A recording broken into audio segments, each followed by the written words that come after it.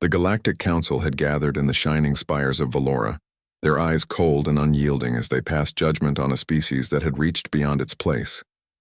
Humanity, still young among the stars, had dared to claim territory the Council deemed sacred and to question the edicts that bound countless civilizations in rigid order. For this audacity, they were exiled. No one in the Council chamber had doubted the finality of their decision. Humans were to leave the settled systems, stripped of trading rights, forbidden from entering Council space, and told to vanish beyond the rim. It was a sentence designed to end them quietly, to scatter them like sparks in the wind before they could grow into a flame. Captain Elias of the human fleet stood silently as the declaration echoed through the bridge of his flagship. Around him the crew shifted uneasily. Humans were not accustomed to defeat, and yet the Council's verdict felt like a wall closing in. Elias knew there would be no plea that could sway them. The Council had underestimated humanity's capacity for resilience. "Set course for the rim," Elias said finally, his voice calm but firm. "We leave now, but we do not surrender. We survive, and we thrive beyond their reach."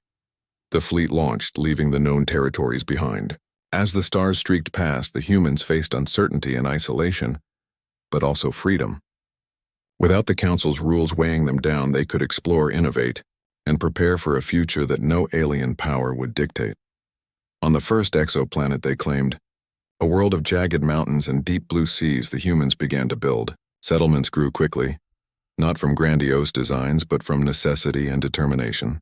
Machines dug into the earth, harvesting resources with an efficiency learned from centuries of hardship.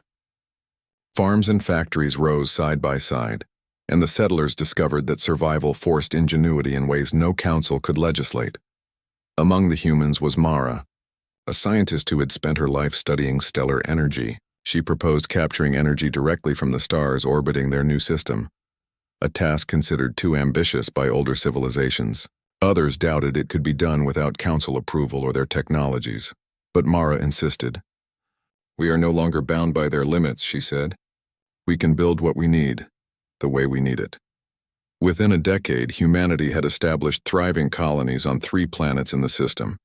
Ships capable of faster-than-light travel linked their settlements, and their technology evolved at a pace no council species could have anticipated.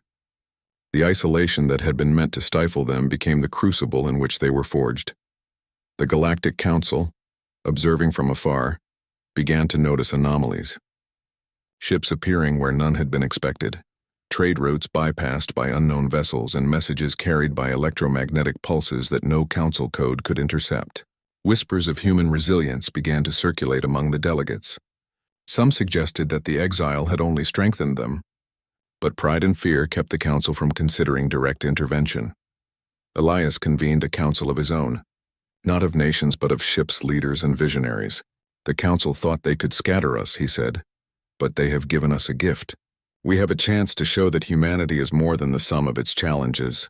We will build a new order, one that others will respect not by fear but by our achievements."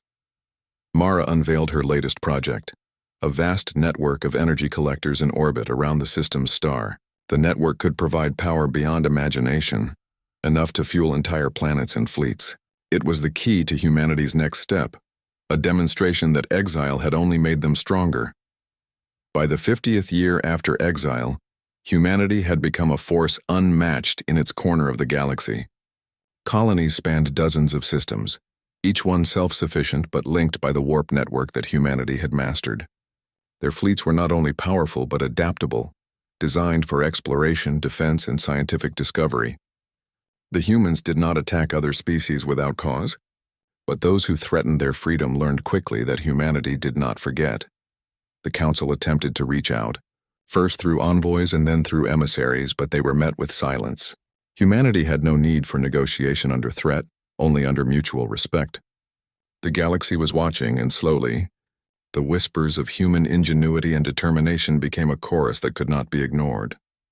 One of the first encounters with another species after decades of growth was with the Valdrin, a warrior race that prided itself on conquest. They believed humanity would be easy prey, a species untested beyond its initial colonies. Yet when the Valdrin attacked, they found fleets that anticipated every tactic, weapons that could dismantle their ships without warning, and a coordination that was more instinct than command. The humans did not show rage, only precision and efficiency, and the Valdrin learned that their strength meant little against a species that had turned exile into opportunity. The victory over the Valdrin was a turning point. Other species, some long dominant in council space, began to reconsider their assumptions. Trade that had once flowed only in approved channels now reached human systems, not by request but by demand. Humans were no longer the exiles. They were a rising empire built on the very principles the council had tried to suppress. In the heart of their capital, the great city of Alaron, humans celebrated not conquest, but achievement. Education and science flourished alongside art and culture. Children were taught not only the history of Earth, but also the lessons learned in exile: resilience, innovation, and unity. Every discovery, every technological advance, was a testament to what could be accomplished when a people refused to bow to arbitrary authority. Elias, now aged but still vigilant, addressed the assembly. "We were told we did not belong," he said. "We were exiled, and yet here we stand, not as victims but as masters of our destiny. The council sought to weaken us, and instead they forged us into a force that even they must respect. Humanity is proof that determination is stronger than decree, and that a people united by purpose can shape the stars themselves." Mara, now overseeing interstellar engineering across several systems, reflected on the path they had traveled. "The council believed we would vanish," she said. "They did not understand that humanity does not vanish. We adapt, we endure, and we rise. Every challenge is a lesson, every obstacle an opportunity. That is our strength."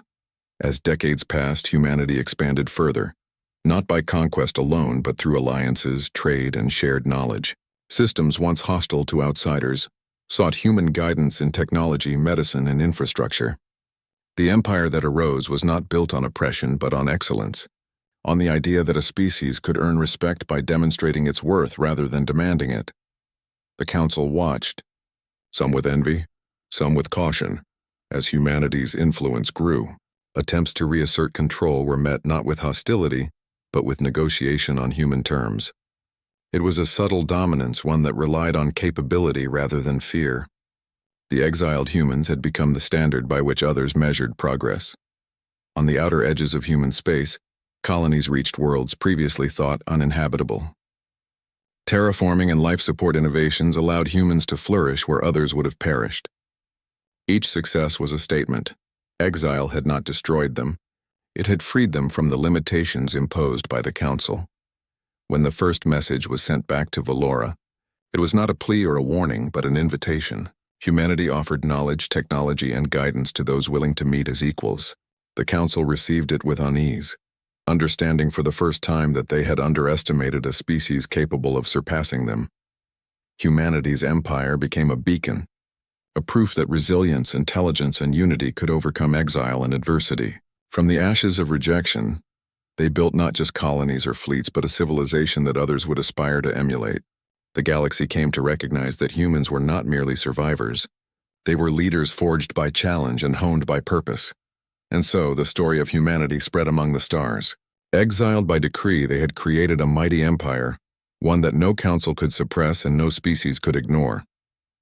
Their legacy was not measured in the fear they inspired, but in the awe they commanded, in the opportunities they created, and in the enduring lesson that no decree, no matter how absolute, could contain the will of a determined people.